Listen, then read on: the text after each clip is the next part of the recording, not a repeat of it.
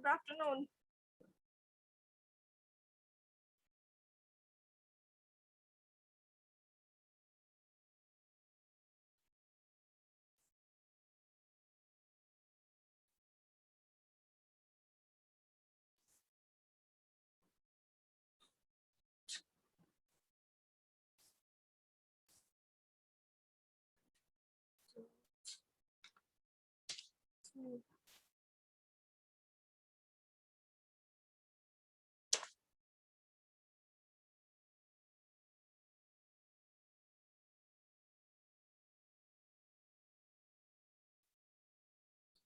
Good afternoon सबको join करने बोलो.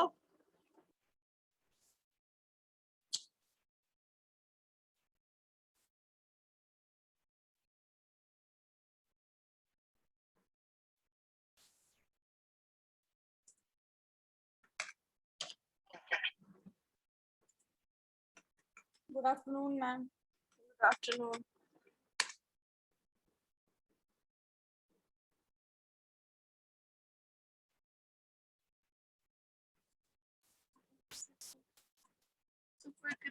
ज्वाइन करने बोलो कोई जब अभी तक ज्वाइन नहीं किया. मैम मॉड्यूल ठीक हो गया. काम चल रहा है.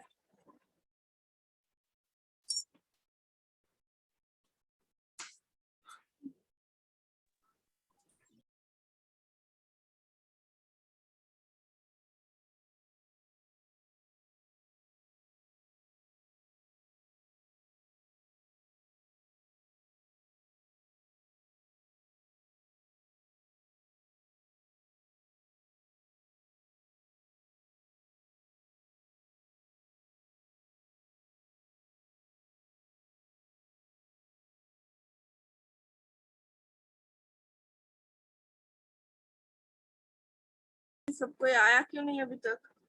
बाकी सब है कहाँ?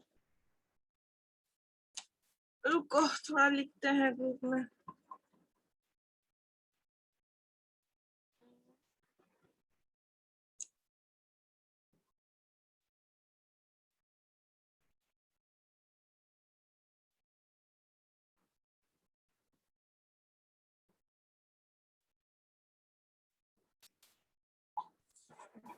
Good afternoon, ma'am. Good afternoon.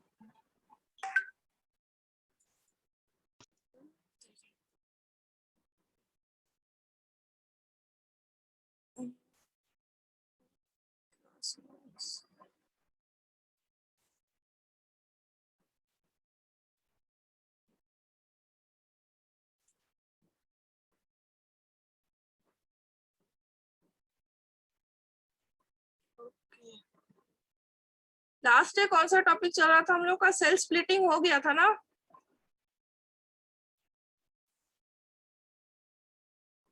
Cell splitting हो गया था. Yes, ma'am. ओके.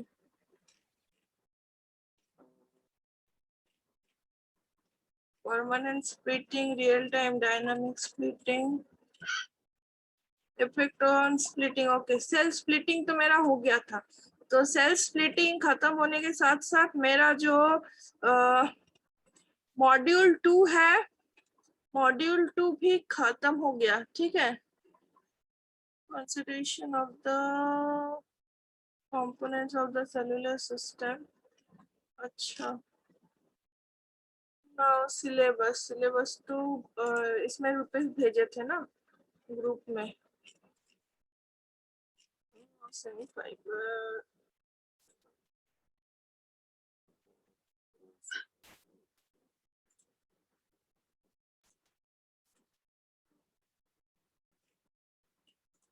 ओके, तो शेयर माय स्क्रीन. अच्छा, अटेंडेंस एक बार ले लेते हैं.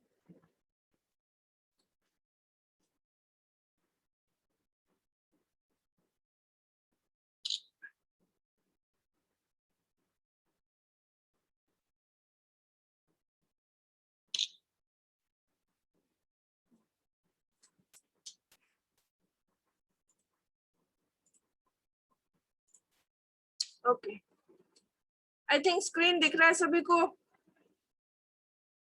तो सेल स्प्लिटिंग जो है, सेल स्प्लिटिंग अच्छा एक टॉपिक बचा हुआ है, consideration of the components of cellular system. Okay, तो ये वाला टॉपिक को आज स्टार्ट करते हैं, तभी हम लोग का क्या होगा, मॉड्यूल 2 ओवर हो जाएगा। और मॉड्यूल 2, अच्छा तुम लोग एक बात बताओ, तुम लोग को एक भी असाइनमेंट हम दिए हैं क्या? तुम लोग को क्या एक भी असाइनमेंट हम दिए हैं? No ma'am. No ma'am. अच्छा, तो मॉड्यूल जैसे ही ठीक होता है, आई थिंक हो जाएगा सर। अभी अभी हम कॉल किए थे तो सर उसी पे अभी काम कर रहे हैं। एक्चुअली कॉलेज में जियो नया नेट कनेक्शन लग रहा है, पहले वोडाफोन था, अभी फिर जियो में जियो के साथ अभी ये हुआ है, तो शायद जियो का नेट आ जाएगा, तो उसी का काम चल रहा है। तो अभी तो फिर जियो मतलब सब कुछ फिर वोडाफोन से जियो में ट्रांसफर करना पड़ रहा है, तो ये सब काम के लिए थोड़ा लेट हो रहा है। ठीक है, तो एनीवेज काम चल रहा है। तो जैसे ही मॉड्यूल ठीक होता है तो हम तुम लोग को 2 असाइनमेंट देंगे। एक रहेगा तुम्हारा असाइनमेंट नंबर 1 रहेगा तुम्हारा मॉड्यूल 1 के लिए, और असाइनमेंट नंबर 2 रहेगा मॉड्यूल 2 के लिए। अच्छा, डिजिटल कम्युनिकेशन का लैब कॉपी का क्या हालचाल, कितना प्रोग्रेस है? मैम उसका डायग्राम बाकी है। अच्छा, ऑलमोस्ट 4 ही तो एक्सपेरिमेंट है, चारों एक्सपेरिमेंट में कितना जन लिखना स्टार्ट किए हो और कितना जन अभी तक स्टार्ट भी नहीं किए हो? लिखना खत्म हो गया मेरा मैम, खाली डायग्राम 1-2 वो बाकी लिख है। रहे हैं मैम अभी। अच्छा, ओके, 4 तो एक्सपेरिमेंट ही है, जल्दी जल्दी निकालो। मैम वो मॉड्यूल ठीक नहीं है ना, तो इसीलिए सबमिट भी तो नहीं हो पाएगा, इसलिए डायग्राम अभी धीरे धीरे नहीं बनाएंगे। हो पाएगा, लेकिन तुम लोग कॉपी लिख के रेडी रखो ना, क्योंकि फिर से मॉड्यूल ठीक होगा तो फिर उसमें असाइनमेंट देंगे, फिर से क्विज करेंगे, तो फिर सारा काम तो फिर तुम लोग का एक साथ हो जाएगा। तब तुम लोग 5th सेमेस्टर का करोगे कि 6th का करोगे? फिर 6th का भी तो लैब भी तो स्टार्ट करेंगे ना हम लोग, फिर अभी 2 दिन में फिर प्रोजेक्ट भी स्टार्ट हो जाएगा, तो उसके लिए भी काम करना है। तो एक साथ एक इंसान कितना काम कर सकता है? तो जो पहले का काम है पहले का कंप्लीट करके रखो, कॉपी लिखना कंप्लीट करके रखो, उसके बाद मॉड्यूल ठीक होगा तो तुरंत स्कैन करके अपलोड कर देना, फिर लिखने का बर्डन तो तब नहीं रहेगा ना। तो इसीलिए बोल रहे हैं कि 5th सेमेस्टर वाला जो भी है तुरंत तुरंत तुम लोग करके रखो। मैम वो सारे में से सिर्फ एक एक किट ही बनाना था ना, और बाकी डायग्राम तो नहीं बनाना था? बाकी और डायग्राम है क्या उसमें? एक तो किट का जो फ्रंट है वो वाला है, एक तो वेबफॉर्म वाला डायग्राम होगा, वेबफॉर्म भी बनाना होगा तुमको, और तो सर्किट डायग्राम कुछ है नहीं, और मतलब फोटो बनाने वाला और तो कुछ है नहीं उस पे। एक तुम्हारा सर्किट डायग्राम रहेगा और वेब फॉर्म्स रहेगा कि आप, क्योंकि देखो जो एक्सपेरिमेंट है हमारा एएसके एफएसके पीएसके का, तो तीनों एक्सपेरिमेंट में मुझे क्या करना है कि दिखाना है कि मेरा एएसके का जो वेब फॉर्म है, एफएसके का जो वेब फॉर्म है वो मेरा बन रहा है। तो वो बन रहा है तो हम लोग कैसे जानेंगे बन रहा है? ऑब्वियसली हम लोग को तो वेब फॉर्म से ही ना पता चलेगा कि ये मेरा इनपुट वेब था, ये मेरा कैरियर वेब था, और आउटपुट में या एएसके जो एएसके का जो मॉड्यूलेटर है, मॉड्यूलेटर का आउटपुट में मुझे ऐसा वेब फॉर्म मिल रहा है।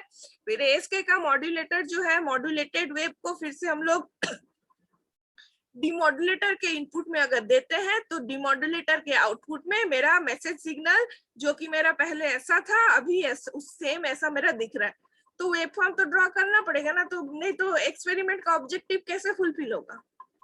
जो मेरा एम ऑफ द एक्सपेरिमेंट है कि मुझे दिखाना है, तो किस पैरामीटर के बेसिस में देखेंगे हम लोग? एक तो हो सकता है कि हम कैलकुलेट करें, कुछ कुछ एक्सपेरिमेंट्स होता है जिसमें हम लोग को कैलकुलेट करना पड़ता है, अदरवाइज जहाँ पे ऑब्जर्वेशन है तो ऑब्जर्वेशन में तो मेरे को वेव फॉर्म दिखाना ही होगा, तो वेव फॉर्म डेफिनेटली ड्रॉ करना ही है। ओके मैम, दिखा देंगे।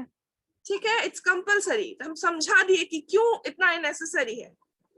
ओके, तो दिस इज द रीजन। तो एनीवेज, तो लैब का भी तुम जो कोई भी अगर नहीं भी स्टार्ट किए हो तो तुरंत तुरंत करना चालू करो, क्योंकि मॉड्यूल ठीक होते ही तुम लोग के पास और भी आएंगे सारा एक्स्ट्रा काम। ठीक है, तो आज हम स्टार्ट करते हैं सेलुलर। एक सेकेंड, तो आज हम लोग स्टार्ट करते हैं नया topic, that is considerations of the components of the cellular system. Okay, इसके साथ ही मेरा मॉड्यूल 2 जो है वो मॉड्यूल 2 खत्म हो जाएगा।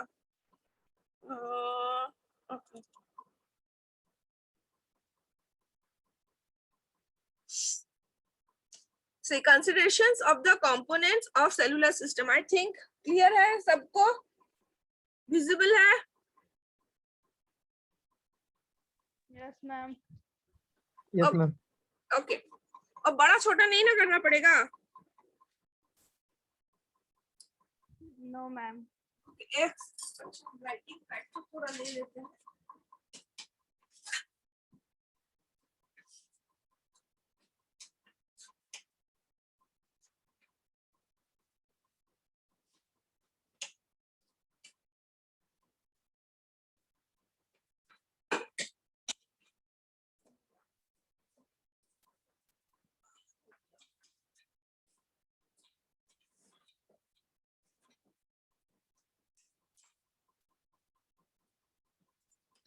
ओके, तो देखो कंसिडरेशंस में बेसिकली हम लोग को क्या देखना है कि कोई भी जो मेरा सेलुलर सिस्टम है, उस सेलुलर सिस्टम का जो जो कंपोनेंट्स है, वो कौन सा कंपोनेंट्स को का क्या क्या ड्रॉबैक्स है या फिर क्या क्या डिफॉल्ट्स है. क्योंकि देखो कोई भी सिस्टम में जब हम लोग कोई भी पैरामीटर यूज करते हैं या फिर जो भी कोई कंपोनेंट हम लोग यूज करते हैं, हम लोग को तो पता है कि प्रैक्टिकली मेरे लाइफ में कुछ भी आइडियल नहीं है. मीन्स कोई भी चीज एकदम 100% एफिशिएंट भी नहीं है, सभी का कोई ना कोई प्रॉब्लम्स है या फिर प्रैक्टिकली सभी का कोई ना कोई ड्रॉबैक्स है. तो सारी चीज को ध्यान में रखते हुए ही हम लोग को सिस्टम को, कोई भी प्रैक्टिकल सिस्टम को डिजाइन करना पड़ता है. तो ऑब्वियसली कोई भी जब मेरा, तो वैसे ही जो मेरा सेलुलर सिस्टम है, उस सेलुलर सिस्टम को जब हम लोग डिजाइन करते हैं या फिर जब हम लोग उस सेलुलर सिस्टम में कोई भी काम करते हैं या फिर उसमें उसका जो छोटा छोटा कंपोनेंट्स है, सारे कंपोनेंट्स को जब हम लोग जोड़ते हैं, तो क्या है, सारे कंपोनेंट्स का जो भी ड्रॉबैक्स है या फिर जो भी मेरा जो जैसे काम करना चाहिए, ऑब्वियसली वो 100% सेम वे में काम नहीं करता है.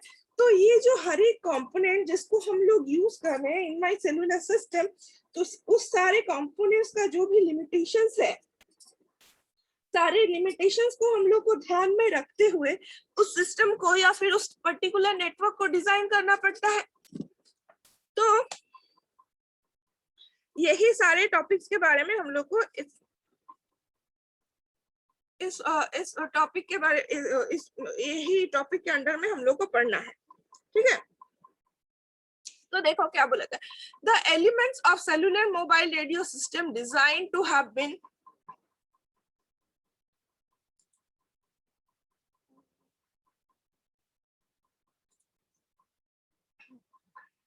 the elements of cellular mobile radio system designed to have been mentioned in the previous section. जो क्या क्या है वो हम लोग को पता है. Here we must also consider the components of the cellular system such as mobile radio, antenna, cell site, base station controller and MTSO.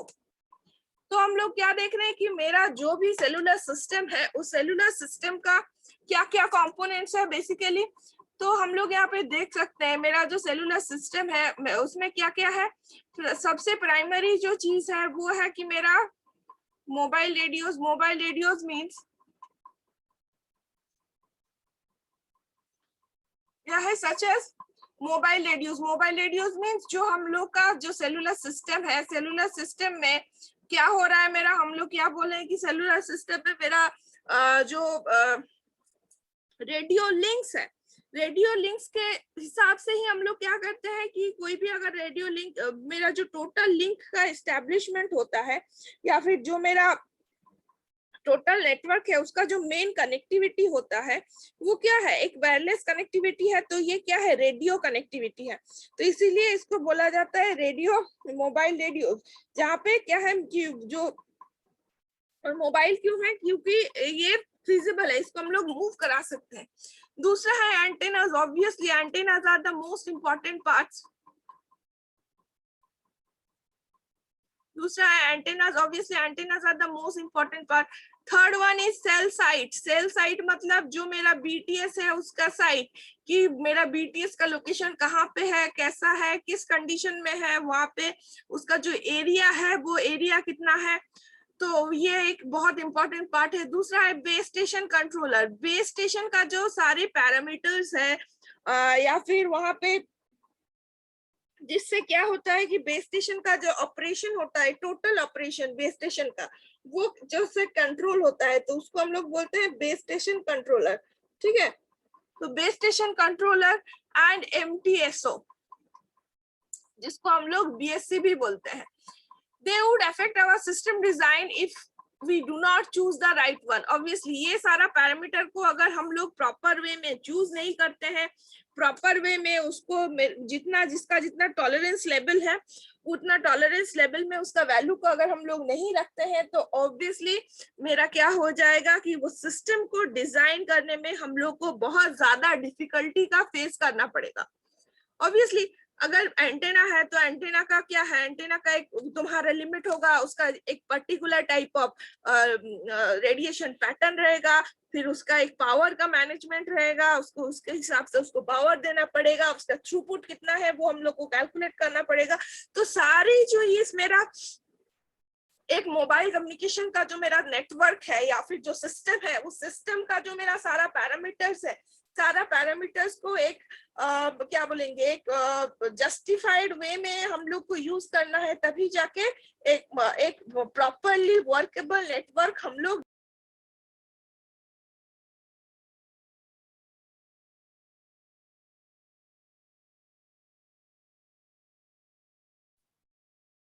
Sorry disconnect हो गया था, नहीं sorry.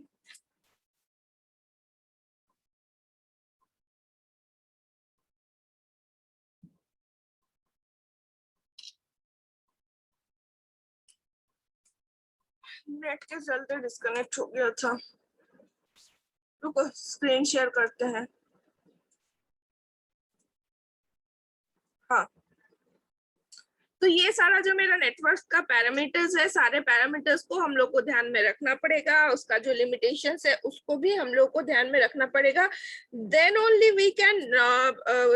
we can design a properly workable network, जिसमें क्या है कि where and tear भी कम हो, सारा फंक्शन ठीक ठाक से काम करे, जिसमें डैमेज कम हो, और सारा जो सब्सक्राइबर है अंडर दैट नेटवर्क, सारे सब्सक्राइबर को एक अच्छा क्वालिटी का सर्विस मिल सके। ठीक है, a general view of a cellular system shown in the figure, even through the Electronics Industries Association and the FCC have specified standard for the radio equipment at the cell site and the mobile sites. We still need to concern about the equipments. अब देखो, अब क्या है कि जो मेरा electronics जो industry है और जो मेरा जो इलेक्ट्रॉनिक्स इंडस्ट्रीज और जो कम्युनिकेशन है, FCC है फेडरल, इसका मतलब अमेरिका का जो तुम्हारा कम्युनिकेशन, जैसे हम लोग का होता है ना कि तुम्हारा, अरे रुको नाम भी भूल गए, जो इंडियन ITA जो है, इस इंडियन जो टेलीकम्युनिकेशन का जो ये है ना तुम्हारा एसोसिएशन है, वैसे अमेरिका का जो है वो भी एक्चुअली ये जो मोबाइल का जो टेक्नोलॉजीज है, इनिशियली तो हम लोग के यहाँ पे स्टार्ट नहीं हुआ, तो अमेरिका में या फिर यूरोप में स्टार्ट हुआ था। तो अमेरिका का जो कम्युनिकेशन का जो काउंसिल है या फिर जो सोसाइटी है, तो उन लोग का उसका फुल फॉर्म है FCC, federal committee of communication, ऐसा ही कुछ है, एक तो नाम पूरा हमको अभी याद नहीं आ रहा उतना। तो उन लोग क्या किया कि ऑब्वियसली उन लोग ही, क्योंकि पूरा सिस्टम को इनिशियली स्टार्ट किया था, उसके बाद उसी सिस्टम के ऊपर धीरे धीरे बहुत सारा रिसर्च हुआ, उसके बाद उसको ही थोड़ा एडवांस वे में लेके जाना पड़ा, और उसी के ऊपर, उसी बेस के ऊपर जो टेक्नोलॉजी वहां पे बना था, उसी के ऊपर अभी तक का जो टेक्नोलॉजी है वो उसी बेस के ऊपर ही बना हुआ है। तो इसीलिए उन लोग जब वहां पे इस टोटल नेटवर्क को डिजाइन करने के लिए क्या क्या पैरामीटर्स है, क्या क्या स्टैंडर्ड्स है, उसको क्या किया था, एक तो फिक्स कर दिया था।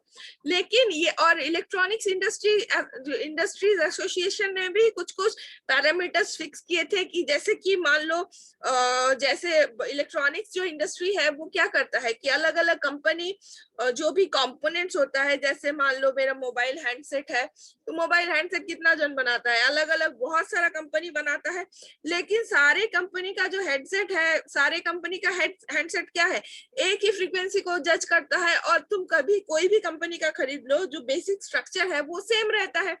तो यही जो स्टैंडर्डाइजेशन है कि कोई भी कंपनी अगर बनाएगा तो सभी का पैरामीटर सेम रहेगा। ये चीज क्या हुआ कि इलेक्ट्रॉनिक्स इंडस्ट्रीज एसोसिएशन ने ये चीज सारे जन मिलके, सारे कंपनियां मिलके इसको एक स्टैंडर्ड फॉर्म में लेके गए थे कि कोई भी बनाए हैंडसेट, कोई भी बनाए राउटर, सारे का जो स्पेसिफिकेशन है ये सेम रहेगा। ठीक है, तो ये जो प्रोसेस है ये सारा चीज स्टैंडर्डाइज किया हुआ है और एफसीसी भी स्टैंडर्डाइज कर दिया था कि ये मेरा फ्रीक्वेंसी होगा, इतना मेरा बैंडविड्थ होगा, इतना रेंज में ये मेरा रेंज होगा। तो कम्युनिकेशन रिलेटेड जितना सारा है चीज वो एफसीसी ने स्टैंडर्डाइज कर दिया था और इलेक्ट्रॉनिक्स इंडस्ट्री का जो एसोसिएशन है वो भी उन लोगों का, ये दोनों जो एसोसिएशन है, दोनों एसोसिएशन का कोलैबोरेशन में बहुत सारी चीजें या फिर बहुत सारा पैरामीटर्स नेटवर्क का वो स्टैंडर्डाइज हो गया था। लेकिन ये सारे स्टैंडर्डाइजेशन के बाद भी जो सेल साइट है, सेल साइट में जो भी रेडियो इक्विपमेंट्स यूज होते हैं वहां पे और तुम्हारा जो मोबाइल का जो साइट है, मतलब जो मोबाइल हैंडसेट हम लोग यूज करते हैं उसमें भी, क्योंकि सारा चीज मेरा या फिर सारा डिवाइस मेरा आइडियल डिवाइस या फिर आइडियल इक्विपमेंट नहीं है, इसीलिए क्या है जब प्रैक्टिकली हम लोग क्या बोलेंगे सेल साइट में जाते हैं या फिर जो हम बोलेंगे साइट में जाते हैं, साइट में जाके जब हम लोग सारे चीजों को इंस्टॉल करते हैं या फिर असेंबल करते हैं कोई भी एक नेटवर्क डिजाइन करने के लिए, तो कुछ कुछ अप्स एंड डाउन्स उसमें होता है, कुछ कुछ पैरामीटर्स का हेर फेर इधर उधर होता है, जिसके कारण हम लोग को क्या करना पड़ता है कि कुछ कुछ ये सब पैरामीटर को कितना टॉलरेंस लेवल तक हम लोग इसका जो वैल्यूज को क्या मतलब टॉलरेट कर सकते हैं, वो सारी चीजों को हम लोग को देखना पड़ता है और उसके बारे में हम लोग को कंसर्न होना पड़ता है। This issue affecting choice of antenna, switching equipments and data link area briefly describe here. तो देखो मेन प्रॉब्लम क्या होता है कि यहाँ पे बोल भी दिया है कि कौन कौन पैरामीटर में ये सब प्रॉब्लम हम लोग को देख के उसको मतलब हम लोग को जज करना पड़ता है कि कितना होना चाहिए। एक होता है कि चॉइस ऑफ एंटेना, कि हम किस टाइप जो हम अपना क्या बोलेंगे जो टावर में हम लोग जो एंटेना यूज कर रहे हैं वो किस टाइप का है। ऑब्वियसली टावर में हम लोग किस टाइप का एंटेना यूज करेंगे, कितने पावर का एंटेना यूज करेंगे, क्या करेंगे नहीं करेंगे, ये कौन सा पैरामीटर के ऊपर डिपेंड करता है कि मेरा जो टावर है या फिर मेरा जो बीटीएस का या फिर सेल साइट का लोकेशन है वो लोकेशन किस टाइप का है। ठीक है, वो लोकेशन किस टाइप का, अगर हम लोग मेरे पास एक ऐसा जगह है जहाँ पे तीनों साइड में खुला है, जो चौथा साइड है वहां पे एक तो पहाड़ है, तो ऑब्वियसली हम लोग पहाड़ के साइड में एंटेना में उतना एंटेना वहां पे नहीं देंगे। या फिर हो सकता है कि अगर छोटा सेल साइट है मेरा तो वहां पे हम लोग दूसरे टाइप का एंटेना यूज करेंगे। अगर मेरा सेल साइट बड़ा है और मेरा नंबर ऑफ सब्सक्राइबर कम है तो हम लोग हाई पावर एंटेना यूज करेंगे। तो किस टाइप का एंटेना हम लोग चूज करेंगे for any particular type of cell site, that is totally and solely dependent on that particular location. ठीक है, नेक्स्ट इज स्विचिंग इक्विपमेंट, कि हम लोग को देखना है कि मेरा यहाँ पे कितना नंबर ऑफ कस्टमर है जिसके कॉल को हमको स्विच करना है, उसके हिसाब से हम लोग स्विच वहां पे सिलेक्ट करेंगे, मुझे कितने पोर्ट का स्विच देना है। ऑब्वियसली अगर एक सिंपल एग्जांपल देते हैं कि हॉस्टल में मान लो मेरा यहाँ पे जो हॉस्टल है, हॉस्टल में अगर हम लोग चाहते हैं कि हर एक रूम में सभी को वैड कनेक्शन दिया जाएगा इंटरनेट का, सभी को लैपटॉप को या फिर कंप्यूटर के लिए, जैसे कि कंप्यूटर लैब में हम लोग का रहता है कि हर एक कंप्यूटर के लिए एक लैन वेयर रहता है जिसके थ्रू हम लोग को कनेक्शन मिलता है। अगर वैसा नेटवर्क हम लोग डिजाइन करना चाहेंगे अपने लैब में या फिर अपने हॉस्टल में, तो ऑब्वियसली वहां पे डिस्ट्रीब्यूशन के लिए जितना बड़ा स्विच का जरूरत होगा, अगर हम लोग क्वार्टर में करेंगे तो ऑब्वियसली छोटा स्विच का जरूरत होगा हर एक फ्लोर के लिए, क्योंकि हॉस्टल में एक फ्लोर में जितना नंबर ऑफ रूम्स है, क्वार्टर सब में उतना ज्यादा नंबर ऑफ रूम्स नहीं है। तो यही डिपेंड करता है कि कितने सब्सक्राइबर को हम लोग को सर्विस प्रोवाइड करना है, या फिर वहां पे कोई भी बिजी आवर में मैक्सिमम कितना नंबर ऑफ कॉल्स वहां पे चल रहा है, या फिर कितने कॉल को हम लोग को अपलिंक एंड डाउनलिंक के लिए जो मेरा रेडियो लिंक्स है उसको प्रोवाइड करना पड़ेगा, उसके हिसाब से मुझे स्विचिंग इक्विपमेंट भी यूज करना होता है। तो obviously choosing of switching equipment is also a very important point जिसके बारे में हम लोग को ध्यान देना है। And third one is data link और ब्रीफली डिस्क्राइब, और थर्ड है डेटा लिंक। ऑब्वियसली कि मेरा वहां पे जो पर्टिकुलर एरिया है, जो मेरा सेल साइट है या फिर जो कोई भी मेरा जगह है, उस जगह में जहाँ पे हम लोग सर्विस देना चाहते हैं, जो मेरा सर्विस प्रोवाइडर है, हम देना चाहते हैं, मीन्स सर्विस प्रोवाइडर जो है वो जितना जो भी सर्विस देना चाहता है डेटा का, वहां पे डेटा का ट्रैफिक कैसा है, कि कितना जन उसको यूज कर रहा है, उसके हिसाब से वो बैंडविड्थ दे के रखेगा। बैंडविड्थ अगर वहां पे ज्यादा नंबर ऑफ पीपल है, देखना एक चीज कि बड़ा बड़ा शहर में कोई कोई लोकेलिटी होता है कि जहाँ पे बहुत ज्यादा जन यूज करता है, जिसके कारण क्या है वहां पे स्लो होता है। क्यों और जहाँ पे यूजर बहुत कम है वहां पे तुम्हारा क्या होता है, स्पीड जो है इंटरनेट का वो स्पीड ज्यादा रहता है। मतलब सिंपल एग्जांपल है कि जब शुरुआत में जियो आया था, जब सभी के पास जियो का डिवाइस मतलब कनेक्शन नहीं था, तब जियो का जो स्पीड था 4G में, अभी क्या हम लोग को जियो का उतना स्पीड मिलता है? नहीं मिलता है। क्यों नहीं मिलता है? क्योंकि शुरुआत में जब जियो आया था तब वो टोटल जो 4G का बैंडविड्थ छोड़ के रखा था, बहुत कम नंबर ऑफ यूजर उसको एक्सेस करता था, इसीलिए उसका जो स्पीड हो रहता था, जो भी यूज करता था उसको ज्यादा बैंडविड्थ मिलता था। लेकिन अभी क्या है, जितना ज्यादा नंबर ऑफ कस्टमर हो गया है कि जो टोटल बैंडविड्थ है वो बैंडविड्थ स्प्लिट हो गया है। सब कोई अपना अपना पोर्शन का बैंडविड्थ लेके बैठा हुआ है और सब कोई अपने मोबाइल में डेटा मतलब इंटरनेट सर्फ कर रहा है, चाहे कुछ कर रहा है, मतलब इंटरनेट को बेसिकली यूज कर रहा है। ठीक है, तो इसी के कारण क्या होता है कि जो मेरा डेटा का जो लिंक है या फिर डेटा लिंक का जो बजट है, उसको भी हम लोग को कैलकुलेट करना पड़ता है कि कितना नंबर ऑफ यूजर है जिसको मिनिमम इतना स्पीड हमको प्रोवाइड करना है। तो उसके हिसाब से हम लोग क्या करते हैं कि बैंडविड्थ अलोकेट करते हैं कोई भी टावर में या फिर कोई भी सेल साइट में। तो ये सब जो पॉइंट है, ये सब पॉइंट को हम लोग को बहुत माइन्यूटली देखना पड़ेगा कोई भी नेटवर्क को डिजाइन करने के लिए। फाइन। गॉड, ये क्या हो गया?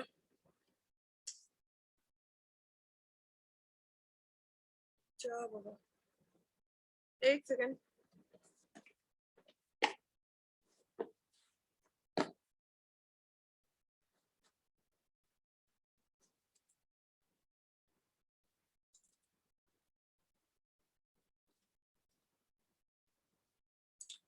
So my first topic is antenna. अच्छा, यहाँ पे देखो general view of cellular system से, ये हम लोग को पता ही, हम लोग पहले भी देखे हैं। ये क्या है, मेरा बीएससी है, यहाँ पे क्या है, बीएससी के अंडर में 2-3 सेल है। बीएससी के अंडर में क्या होता है, मेरा बीटीएस होता है जो कि मेरा सेल साइट होता है। तो यहाँ पे हम लोग देख सकते हैं, यहाँ पे देख सकते हैं कि मेरा एक बीएससी के अंडर में 3 सेल साइट है, मतलब 3 बीटीएस है, और तीनों बीटीएस क्या है, यूजर के साथ कनेक्टेड है। यहाँ पे एक तो गाड़ी के ऊपर एंटेना ड्रॉ कर दिया है, मींस यहाँ पे एक गाड़ी है जिसके अंदर कोई भी सब्सक्राइबर है, उसके पास एक मोबाइल डिवाइस है या फिर जिसका ये डिवाइस का एंटेना है। बेसिकली इसको ऐसे ड्रॉ किया है, लेकिन ये बेसिकली एक डिवाइस को एक डिवाइस को रिप्रेजेंट करता है। वहां पे क्या है, डिस्टेंस डायलिंग नेटवर्क, जो मेरा डायलिंग नेटवर्क है, और यहाँ पे मेरा पार्टी है। तो यहाँ पार्टी है मीन्स यहाँ पे दूसरा जो सब्सक्राइबर है वो है। तो बेसिकली यहाँ पे एक छोटा करके उसको डिजाइन किया गया है। अदरवाइज हम लोग बोल सकते थे कि ये मेरा डिवाइस है, ये मेरा सेल साइट है, एमएसबीएससी है, एमएससी होगा, फिर पीएसटीएन में ओपन होगा, फिर सेम का डिसेंडिंग ऑर्डर में होके फिर हम लोग को पहुंच जाएगा कि दूसरे साइड में जो मेरा जिसको हम लोग कॉल करना चाहते हैं या फिर जो हमको कॉल करना चाहता है उस पार्टी को। ठीक है,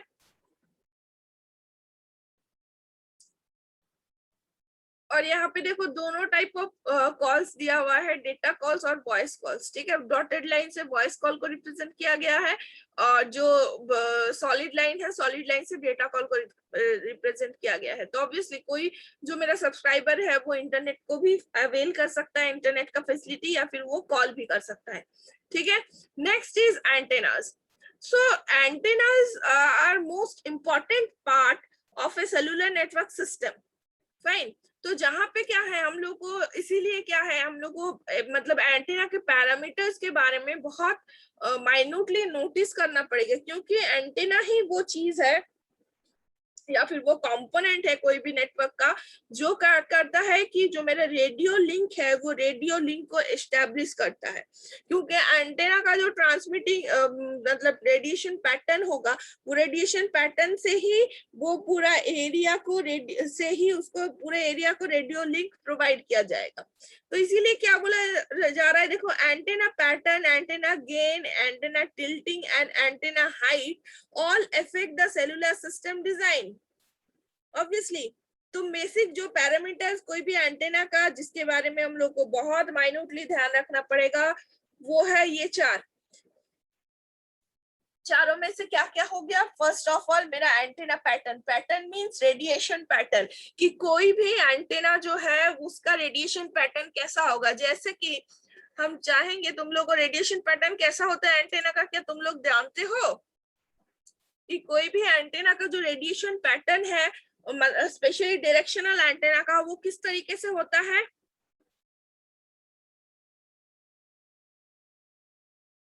डायरेक्शनल एंटेना का नो मैम। ओके। तो बेसिकली जहाँ पे छूट जाएगा ना कि तुम लोग हमको नेक्स्ट डे याद दिलाना, ठीक है, क्योंकि 10 मिनट का टाइम है, पता नहीं कब हम बोलते रहेंगे और क्लास खत्म हो जाएगा। तो आज तुम लोग ध्यान में रखोगे, नेक्स्ट डे हमको बताओगे कि मैम यहाँ पे छूट गया था, आप बताइए उसके आगे से, और अगर टॉपिक खत्म हो जाता है तो वेल एंड गुड, ठीक है। तो जैसे क्या होता है कि हम लोग का क्या होता है कि हम लोग कैसे देखते हैं, मान लो ये मेरा टावर है,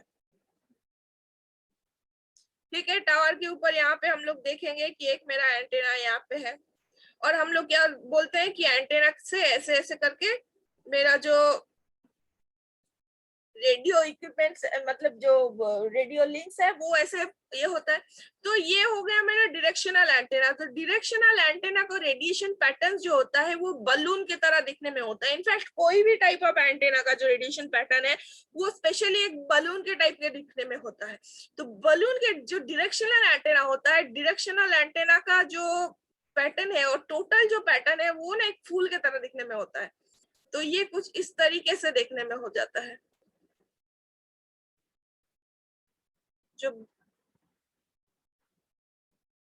कुछ इस तरीके से देखने में होता है। तो ये वाला जो है ये जो बलून की तरह हम लोग देख रहे हैं या फिर फूल का जो अलग अलग पंखुड़ी के टाइप का देखने में मिले, इसको हम लोग बोलते हैं लोब्स, ठीक है। This is my front lobe,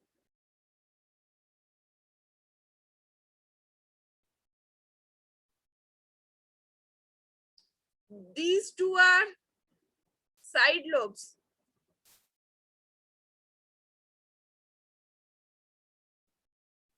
और इस साइड में हो जाता है बैक लोब।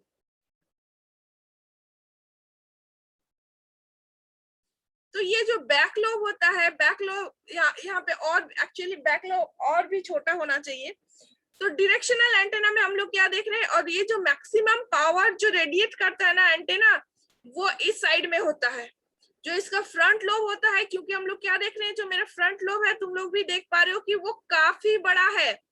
उसका जो बैक लोब और साइड लोब जो भी है उसके साथ अगर हम लोग कंपेयर करेंगे तो क्या देखेंगे कि मेरा जो फ्रंट लोब है, फ्रंट लोब काफी बड़ा है तीनों, मतलब बैक लोब से और साइड लोब के करस्पॉन्डिंग में अगर हम लोग कंपेयर करेंगे तो ऑब्वियसली जो मेरा फ्रंट लोब है वो इतना बड़ा है, मींस जो मेरा सिग्नल है, जो ट्रांसमिटिंग मेरा सिग्नल है, जिस सिग्नल को वो एंटेना मेरा क्या कर रहा है कि रेडिएट कर रहा है या फिर जो ट्रांसमिट जब कर रहा है तब उसका जो ये जो ट्रांसमिट कर रहा है या फिर रेडिएट कर रहा है तो उसका जो मैक्सिमम पावर रहेगा वो किसके साइड में रहेगा, वो उसका जो डायरेक्शन रहेगा वो ये फ्रंट लोब के डायरेक्शन में रहेगा। और देखो उसके हिसाब से हम लोग अगर कंपेयर करेंगे तो ऑलमोस्ट जो साइड लोब है वो उसका 50% से भी कम है। जितना पावर मेरा जाएगा फ्रंट लोब में उसका 50% से भी कम पावर मेरा रहता है साइड लोब में, है कि नहीं। तो एंटीना का जो ये रेडिएशन पैटर्न है, इस रेडिएशन पैटर्न को ध्यान में रखना बहुत जरूरी है। अदरवाइज और उसके हिसाब से मेरे को देखना पड़ेगा कि सेल का जो साइट है उसके और उस रेडिएशन पैटर्न के हिसाब से मेरा क्या होगा कि एंटीना का जो मेरा कितने एंगल में हम लोग एंटीना को लगाएंगे, किस साइड में एंटीना को लगाएंगे, वो चीज हमको डिसाइड करना पड़ेगा। और वो चीज को जब हमको डिसाइड करना पड़ेगा तो अब मेरा एक फैक्टर आएगा, that is the antenna tilting. Antenna को हमको कितना डिग्री एंगल में टिल्ट करके रखना है, ये पैरामीटर को हमको ये रेडिएशन पैटर्न को ऑब्जर्व करके रेडिएशन पैटर्न से हमको ये चीज मिलेगा कि एंटीना को हमको कितना एंगल में टिल्ट करके लगाएंगे या फिर किस पोजीशन में लगाने पे जो मेरा सिग्नल है वो प्रॉपरली जाएगा टू माय सब्सक्राइबर्स और टू माय कस्टमर।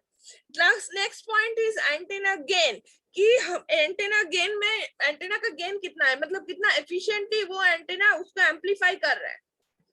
गेन मतलब what, output by input. Antenna का जो आउटपुट बाय इनपुट का जो रेशियो है उसको हम लोग गेन बोलते हैं। तो एंटीना में मेरा कितना इनपुट देने पे, ऑब्वियसली एंटीना के साथ एक एम्पलीफाइंग डिवाइस होता है, क्योंकि हम लोग को क्या पता है कि हम लोग जब भी कोई भी सिग्नल को with the help of transmitting antenna हम लोग ट्रांसमिट करते हैं, इन दैट कंडीशन जो अगर लिंक मेरा अगर रेडियो लिंक है, मींस मेरा जो वायरलेस लिंक में कनेक्टेड होता है, तो इन द एनवायरनमेंट और इन द जो मेरा चैनल है, it may be wired, sorry, in this case our channel is wireless channel, so our medium is और my जो channel is air medium, तो उसमें तो लॉस तो डेफिनेटली होना ही है। तो ऑब्वियसली तो उसके लिए क्या करना पड़ेगा, हम लोग को हाई गेन में या फिर एंटेना का जो पावर है, पावर को बढ़ा के उसको हम लोग को उसको थ्रो करना पड़ेगा या फिर उसको रेडिएट करना पड़ेगा, सो दैट कि जो मैं जितना मेरे सिग्नल का मेरा लॉस हो रहा है उस लॉस को हम लोग ध्यान में या फिर उस लॉस को कंसिडरेशन लेने के बाद भी या फिर उस लॉस को कंसिडर करने के बाद भी मेरा जो नेटवर्क है, नेटवर्क में जितना सारा मेरा कस्टमर है, सभी के मोबाइल में एक क्या बोलेंगे, एक फीजिबल अमाउंट ऑफ पावर उन लोग कैच कर पाए या फिर फीजिबल अमाउंट ऑफ नेटवर्क उन लोग के मोबाइल डिवाइसेस में आ सके। तो इसके लिए क्या करना पड़ता है कि एंटीना का जो गेन है उस गेन को हम लोग को ध्यान में रखना होता है। And fourth parameter is antenna height. Obviously antenna height भी एक बहुत इंपॉर्टेंट पार्ट है, क्योंकि एंटीना का हाइट जितना ज्यादा रहेगा, ऑब्वियसली हम लोग को पता है फ्रॉम द डे वन जब से हम लोग कम्युनिकेशन पढ़ रहे हैं कि एंटीना हाइट जितना ज्यादा रहेगा उसके हिसाब से कवरेज एरिया भी उतना ज्यादा रहेगा। ठीक है, तो ये जो चार मेजर पैरामीटर है, कोई भी एंटीना को या फिर कोई बीटीएस में जो भी हम लोग एंटेनास को प्लेस करेंगे, उस एंटीना को लगाने के बारे में या फिर एंटीना को प्रॉपर्ली प्लेसिंग के बारे में, वो सारा ये चारों 4 are the most important parameters. ठीक है, जो कि सिस्टम का डिजाइनिंग में एक मेजर पार्ट या फिर मेजर रोल प्ले करता है। The antenna patterns can be omnidirectional, directional or any shape in both vertical and horizontal planes। और जो एंटीना का जो मतलब और एंटीना का जो साइज है या फिर एंटीना का जो पैटर्न्स हम लोग क्यों बोल रहे हैं, क्योंकि अलग अलग टाइप ऑफ एंटीना हम लोग अगर चूज करेंगे तो उसके हिसाब से रेडिएशन पैटर्न में भी चेंजेस आएगा। ऑब्वियसली जो डायरेक्शनल एंटीना है, डायरेक्शनल एंटीना का क्या काम होता है, कोई पर्टिकुलर डायरेक्शन में उसका रेडिएशन पैटर्न ज्यादा, मतलब उसका जो रेडिएशन पैटर्न रहेगा वो ज्यादा रहेगा। ये जो हम रेडिएशन पैटर्न ड्रॉ किए हैं ये स्पेशली एक डायरेक्शनल एंटीना का है। अगर ओमनी डायरेक्शनल एंटीना होगा तो क्या होगा, वो एंटीना बीच में रहेगा, उसके चारों ओर equally distributed radiation pattern generate होगा या फिर इक्वली डिस्ट्रीब्यूटेड लोब्स हम लोग को मिलेंगे। नेक्स्ट डे मैं ड्रॉ करके दिखा दूंगी, आज टाइम ज्यादा नहीं है।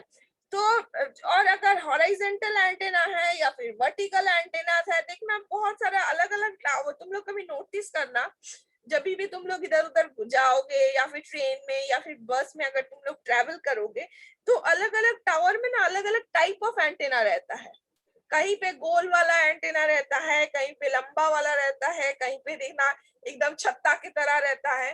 तो अलग अलग टाइप ऑफ एंटेनास रहता है। तो वो कैसे हम लोग वो ऑब्वियसली तो ये हम लोग कैसे डिसाइड करते हैं, जैसे हम लोग का एप्लीकेशन रहता है, जैसे हम लोग का सिस्टम का रिक्वायरमेंट रहता है, उसके हिसाब से कंपनीज क्या करती है, अलग अलग एंटेना को चूज करके उस एंटेना को कितने हाइट में प्लेस करना है ये भी देखता है। और समटाइम्स ये भी होता है कि जो एंटेना का हाइट और एक चीज के लिए बहुत इंपॉर्टेंट होता है, वो होता है लाइन ऑफ साइट। जो मेरा रेडियो लिंक है उसका लाइन ऑफ साइट हमेशा, अगर दोनों बहुत टाइम में ये भी होता है कि एक टावर के साथ दूसरे टावर का जो कम्युनिकेशन होता है या फिर जो कनेक्टिविटी होता है नेबरिंग सेल साइट का, वो भी क्या होता है, मेरा over the radio link establish होता है। तो ओवर द रेडियो लिंक, वैसे एक बीएससी के अंडर में अगर 2-3 बीटीएसएस है तो बीटीएसएस का भी जो इंटरकनेक्शन नेटवर्क होता है वो भी समटाइम्स क्या होता है, रेडियो लिंक से ही एस्टैब्लिश किया जाता है। तो रेडियो लिंक से अगर एस्टैब्लिश किया जाएगा तो कनेक्टिविटी प्रॉपर होना चाहिए। तो कनेक्टिविटी प्रॉपर होने के लिए ऑब्वियस, और अगर बीच में कोई टावर आ जाता है, पेड़ आ जाता है, बिल्डिंग आ जाता है, तो ऑब्वियसली क्या होगा कि रेडियो लिंक का जो पाथ है वो ब्लॉक होने के कारण, अगर पेड़ है तो उसमें लग के स्कैटरिंग हो सकता है, तो जो सिग्नल जो है या फिर जो मेरा लिंक है, लिंक में लॉस होगा। तो इसीलिए क्या है, बेसिकली हम लोग प्रेफर करते हैं कि जो मेरा लाइन ऑफ साइट रहेगा, मतलब जो पाथ है, जिस पाथ में मेरा कनेक्टिविटी एस्टैब्लिश हो रहा है या फिर जहां से मेरा लिंक एस्टैब्लिश हो रहा है, वो पाथ मेरा